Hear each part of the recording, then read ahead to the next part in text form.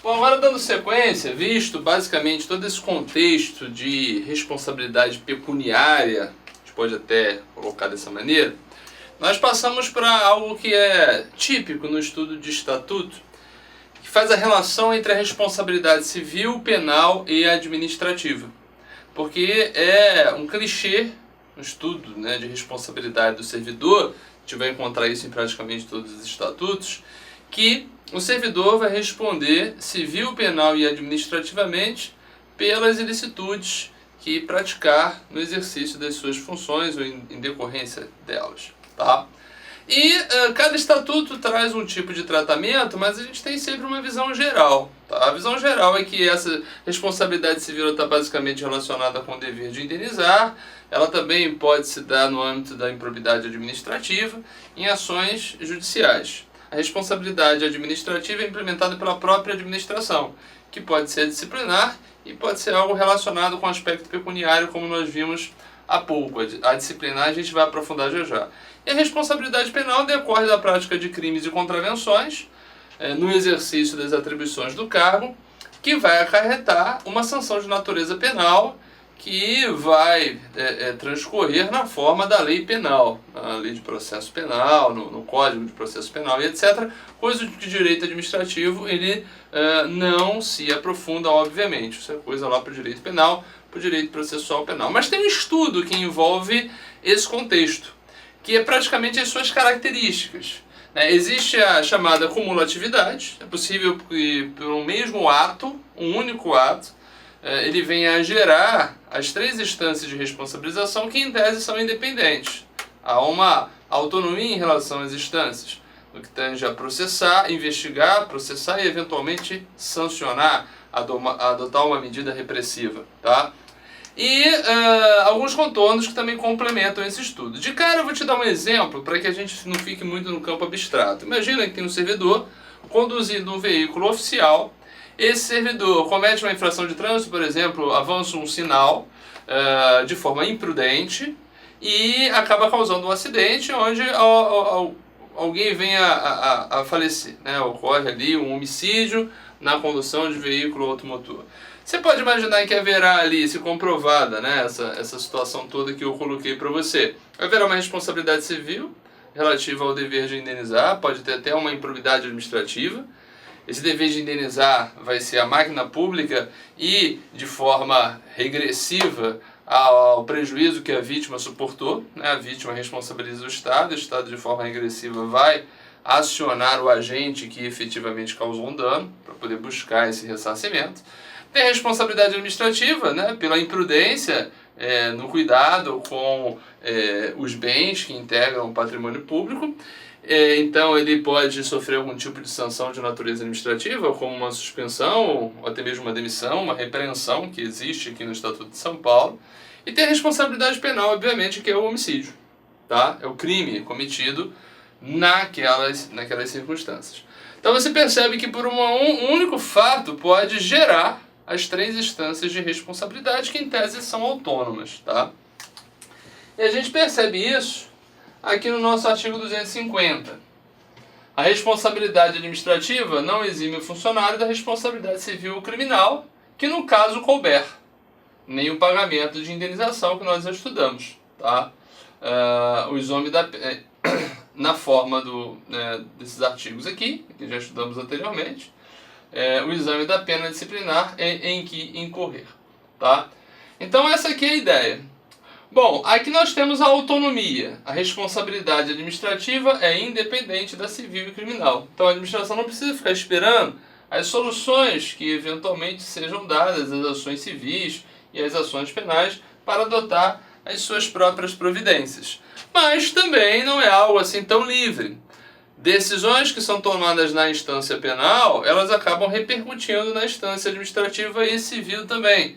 Porque entende-se que a responsabilidade penal, em função da sua maior gravidade, da sua maior, em especial, né, a reprovabilidade que se tem em relação à prática de crimes e o tipo de sanção que se aplica em função de um ilícito penal e os meios probatórios que podem ser utilizados pela instância penal, ela acaba por preponderar. Então aquilo que acaba sendo decidido em instância penal, muitas vezes vai impor a sua força junto às demais instâncias, principalmente quando há uma condenação.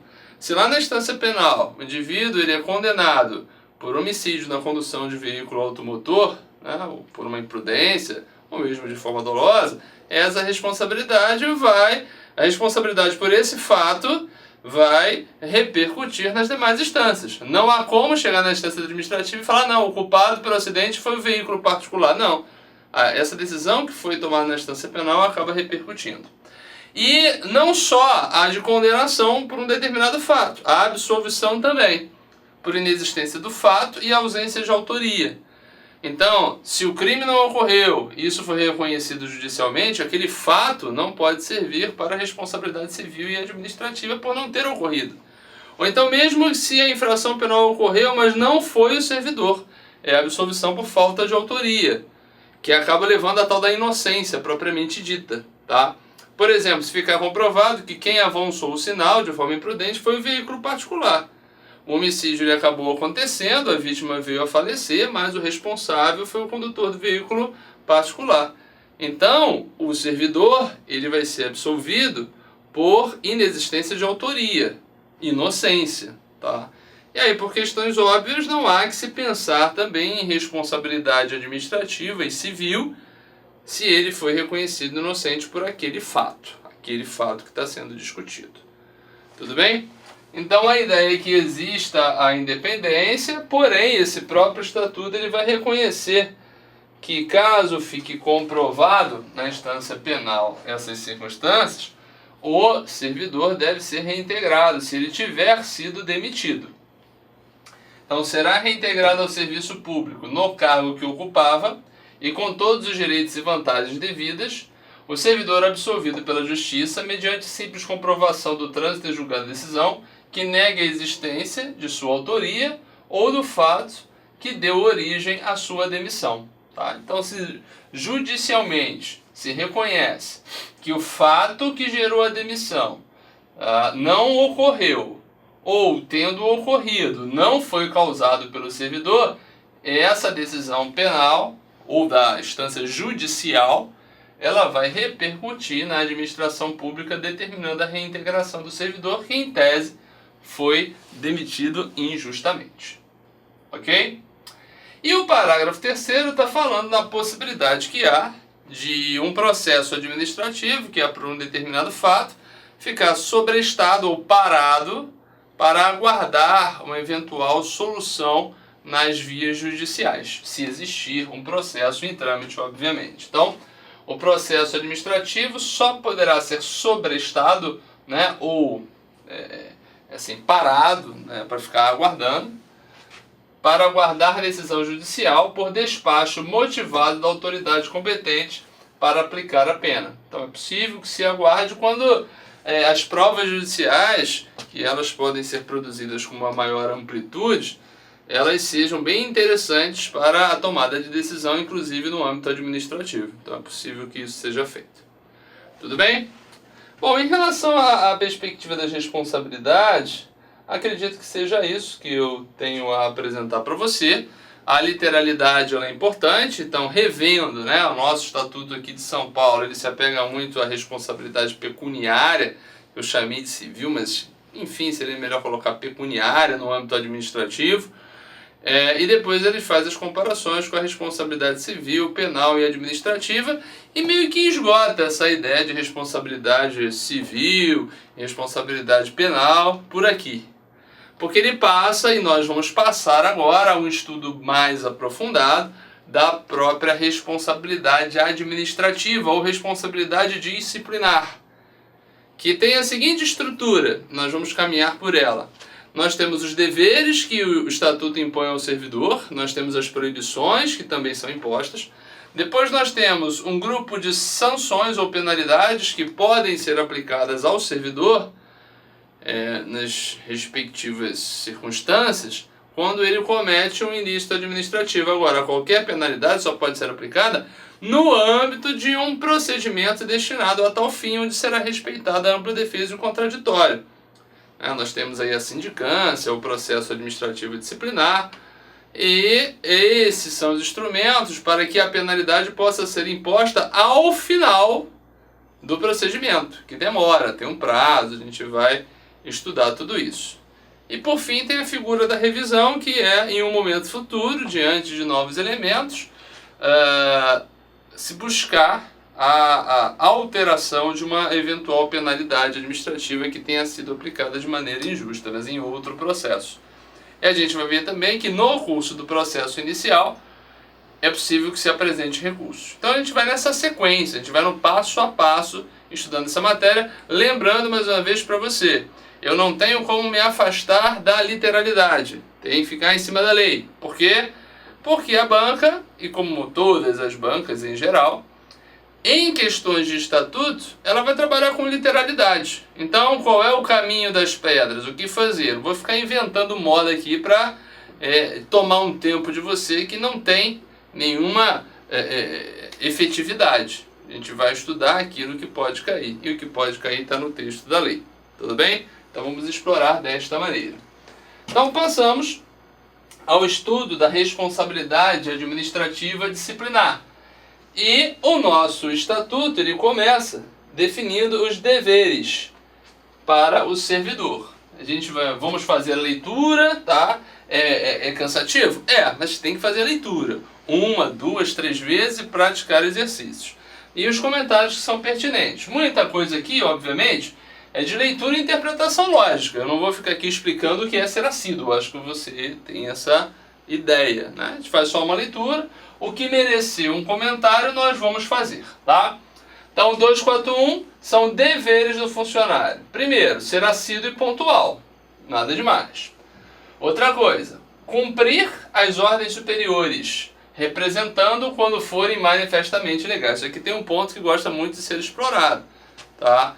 O servidor não é obrigado a cumprir todas as ordens superiores. Aquelas que forem manifestamente ilegais, aquelas ordens absurdas, não só ele não deve cumprir, ele pode não cumprir, como ele tem que representar. Quando está aqui, representar para quem? Para o superior daquele que está emitindo a ordem que é ilegal. Para que ele também seja chamado à responsabilidade.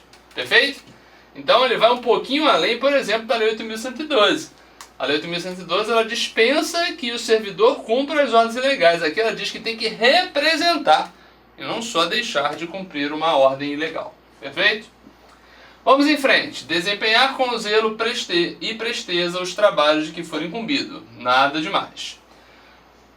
Quarto, guardar sigilo sobre os assuntos da repartição e especialmente sobre despachos, decisões e providências, tá? Sigilo na medida do necessário, né? Porque muitos atos são, por natureza, públicos, né? Aquilo que você não vai ficar divulgando aos quatro ventos aquilo que a administração faz. Mas as informações, se forem pretendidas, elas muitas vezes deverão ser franqueadas aos interessados. Mas existem atos que também são guardados com um certo sigilo e isso deve ser respeitado. Tá? Isso tudo está lá na Lei de Acesso à Informação. 5. Representar aos superiores sobre todas as irregularidades de que tivesse conhecimento no exercício de suas funções. Essa é a ideia, tá? E representar é notificar, informar, deixar cientes. Tratar com urbanidade as pessoas, né? Aquilo que se espera na ética, no tratamento entre as pessoas de uma forma geral, é a urbanidade. Os padrões de conduta social que se espera, em especial do servidor público. Tá? 7. Residir no local onde exerce o cargo ou onde autorizado. O local seria um município. Tudo bem? 8. Providenciar para que esteja sempre em ordem. Isso aqui na prática é um pouquinho complicado. Você vai poder pensar, por exemplo, em um conglomerado urbano. Né? Você tem cidade, São Paulo capital e a cidade do entorno. Não vai precisar dessa formalidade toda. Mas eu não sei exatamente como as instituições elas tratam disso, né? Dessa questão internamente. Mas que está na lei, está na lei. 8. Providenciar para que esteja sempre em ordem no assentamento individual a sua declaração de família. Assentamento individual é aquela pastinha de documentos referente a um determinado servidor. Ele tem que manter sempre em ordem as informações, em especial em relação aos seus dependentes. Ok? Bom, esses aí são o primeiro grupo de deveres. Agora temos o segundo grupo aqui. São dois grupos, né? 2 slides. Depois vem as proibições. Depois a gente vai ver que a consequência da violação desses deveres será a aplicação de uma pena de repreensão. Mas na sequência a gente vê. 9. Zelar pela economia do material do Estado e pela conservação do que for confiado à sua guarda ou utilização. Nada demais. Apresentar-se convenientemente trajado em serviço ou com uniforme determinado quando for o caso. Isso aqui é bem digamos assim, indeterminado, né? Convenientemente trajado é algo bem indeterminado. Fica a literalidade aí para você. 11. Atender prontamente, com preferência, sobre qualquer outro serviço, as requisições de papéis, documentos, informações ou providências que lhe forem feitas pelas autoridades judiciárias ou administrativas, para a defesa do Estado em juízo. Então, toda vez que o Estado estiver sendo acionado judicialmente, ele vai precisar se defender. E muitas vezes essa defesa vai depender do fornecimento de informações. O procurador do Estado ele vai precisar dessas informações, então ele vai ter prioridade. E para o próprio Poder Judiciário, quando ele solicita alguma informação da administração pública de São Paulo, o servidor ele tem que dar prioridade. Ok? 12. Cooperar e manter espírito de solidariedade com os companheiros de trabalho. Bem bonito, né? 13. Estar em dia com as leis, regulamentos, regimentos, instruções e ordem de serviço que digam respeito às suas funções. Seriam as leis e os atos administrativos ordinatórios e normativos internos. E 14. Proceder na vida pública e privada de forma que dignifique a função pública. O que é algo bem aberto também, vai gerar discussões em diversos aspectos, mas a ideia é dignificar a função pública que o servidor exerce, tanto na vida nas instituições, quanto na sua vida privada. Porque às vezes você ter um servidor de um tribunal de justiça em certos, talvez, ambientes, em certas circunstâncias, alguém pode entender que isso não seria digno à função que aquela pessoa exerce. Aí vai da cabeça de cada um, e se alguém, obviamente, se incomodar com isso, um processo tem que ser instaurado, e alguém vai tomar uma decisão, se isso afeta ou não a dignidade daquela circunstância, afeta ou não a dignidade daquela instituição. Perfeito? Então esses aí são os deveres, temos um total de 16, você tem que se ambientar com eles, não tem mistério, também não tem milagre, é fazer a leitura e praticar em exercícios, e nós vamos praticar para chegando no dia da prova, esteja tudo em condições para a gente fazer uma boa prova. Vamos em frente, agora temos as proibições, que há uma quantidade ainda maior. Ao funcionário é proibido, temos os deveres e as proibições. Primeiro inciso foi revogado. Vamos aos demais. Retirar sem prévia permissão da autoridade competente qualquer documento ou objeto existente na repartição. Então retirar ele até pode. Você não pode fazer isso sem autorização ou sem a permissão da autoridade competente. 3. Entreter-se durante as horas de trabalho em palestras, leituras ou outras atividades estranhas ao serviço. É claro que isso aqui tem que ser interpretado com muito cuidado, com muita razoabilidade. Você não vai sair punindo todo mundo, senão, aplicando isso aqui literalmente. Senão todo mundo vai ser punido todo dia. Tem que ver os prejuízos, os danos que causa, aquela situação que realmente merece uma repercussão disciplinar. Senão vai punir todo mundo todo dia. Então tem alguns princípios, alguns parâmetros que devem ser observados aqui. Tá?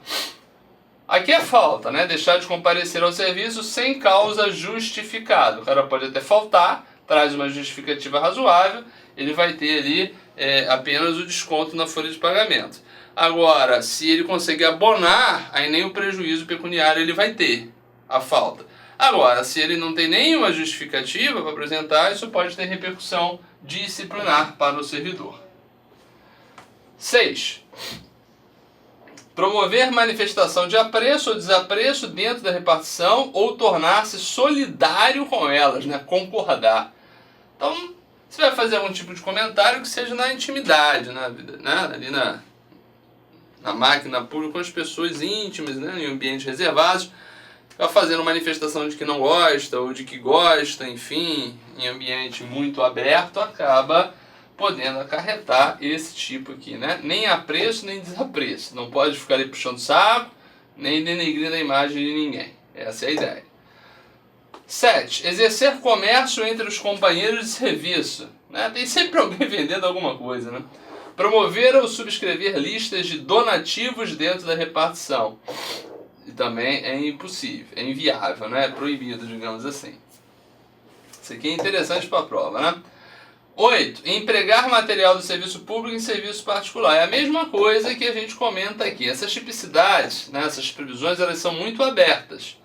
Se a gente for levar isso aqui a ferro e fogo, em especial esse aqui e esse aqui de cima, você vai punir todo mundo todo dia. Então, é necessário que essas previsões existam? Sim, para pregar situações que mereçam uma repercussão disciplinar. Que, por exemplo, sei lá, o cara pega o computador da instituição e acessa a sua conta bancária e faz uma conta. Utilizou material do serviço público e de serviço particular. Será que isso deveria acarretar uma punição? Pois é, alguém vai ter que decidir e justificar o porquê da sua decisão. Dentro dessas circunstâncias, eu diria que seria um excesso, a depender do caso concreto que se apresenta. Mas aí tem que analisar com cautela todo um histórico. Perfeito? Vamos em frente aqui, matando as proibições. É interessante que o 242 diz que é proibido e que é proibido ainda. Vamos lá. É proibido ainda. Por que não bota proibido logo uma sequência, né? Agora tem o proibido ainda. Fazer contratos de natureza comercial e industrial com o governo, por si só, ou com representantes de outrem. Então o servidor não pode fazer, né, contrato de natureza comercial ou industrial com o poder público, tá? Ou com seu representante. 2. Participar da gerência ou administração de empresas bancárias ou industriais ou de sociedades comerciais que mantenham relações comerciais ou administrativas com o governo do Estado, sejam por este subvencionadas ou estejam diretamente relacionadas com as finalidades da repartição ou serviço em que esteja lotado. Ou seja, resumindo, ele não pode participar de gerência ou administração de empresas, indústrias, bancos, etc., que tenham alguma relação com o poder público, né? Seja de relação comercial, seja uma relação de incentivo. E por razões são óbvias, tá? Agora, pode, nesse estatuto aqui, ele pode exercer gerência e administração de empresa que não se enquadre dessa realidade aqui. Tudo bem?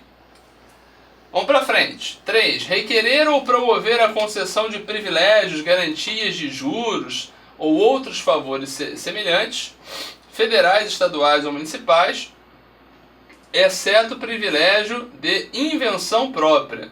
É um texto bem antigo, né? Mas digamos que ele tem alguma patente, algum tipo de algo que mereça o registro, ele vai buscar esse tipo de proteção dentro das instituições que concedem tal tipo de privilégio, digamos assim. Mas fora isso, ele não pode ter qualquer tipo de preservação de interesses particulares concedidos pelo poder público. 4. Exercer, mesmo fora de hora de trabalho, emprego ou função, em empresa, estabelecimento ou instituição que tenha relação com o governo, em matéria que se relacione com a finalidade da repartição ou com o serviço em que esteja lotado. Ou seja, fazer aquilo que ele faz no serviço público dentro de empresas que têm relação com a administração. Tudo bem? Depois você tem que fazer uma leitura, né, mais cuidadosa para a gente poder ganhar um tempinho aqui também. Mas vamos lá. Aceitar representação de Estado estrangeiro sem autorização. Aceitar representação é aceitar algum tipo de investidura no interesse de Estado estrangeiro, representar o Estado estrangeiro no âmbito da nossa administração. Ele não pode aceitar, normalmente ele é remunerado por isso, né?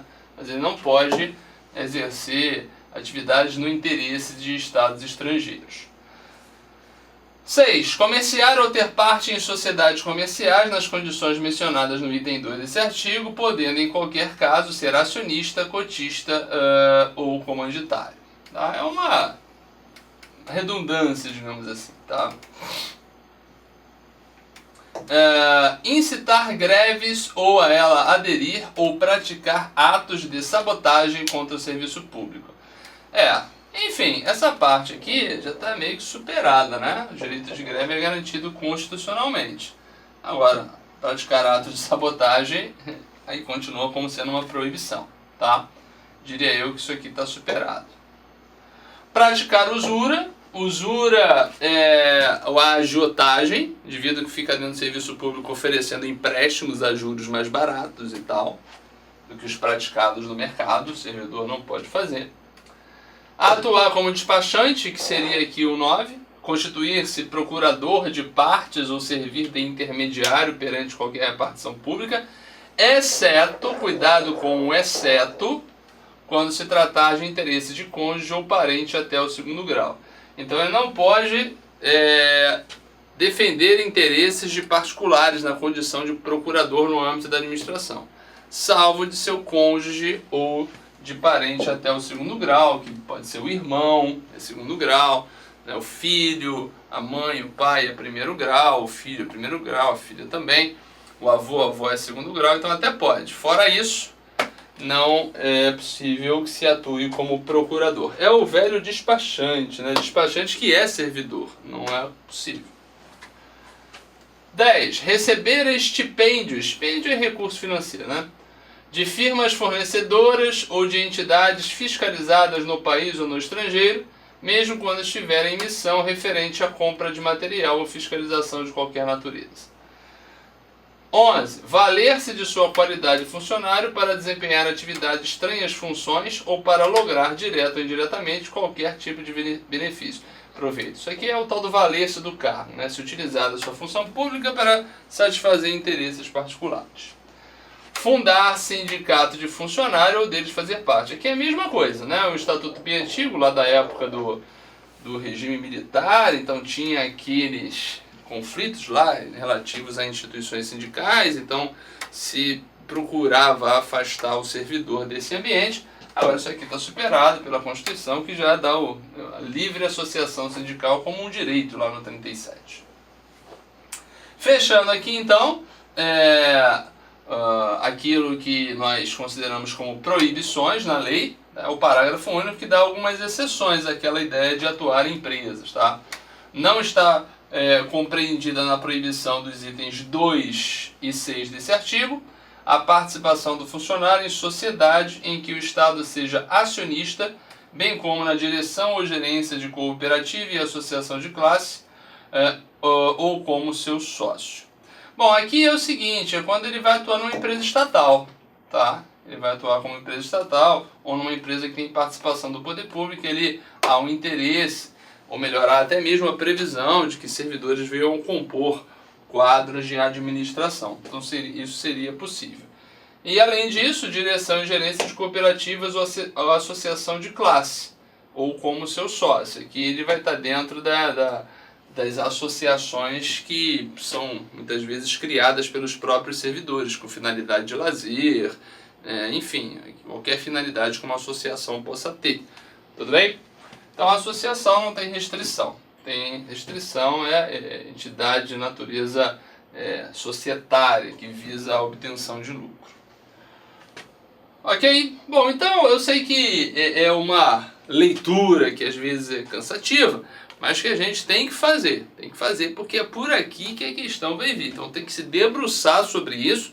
Né? Não pode criar bloqueios. O concurseiro não pode ser alguém que fica remoendo, mastigando dificuldades. Não, tem que partir para cima. E essa literatura aqui você vai ter que fazer. E confia no que eu estou falando. As questões, se você praticar, antecipadamente, você vai ver que as questões da prova elas vão no mesmo nível e você vai conseguir sair bem. Perfeito?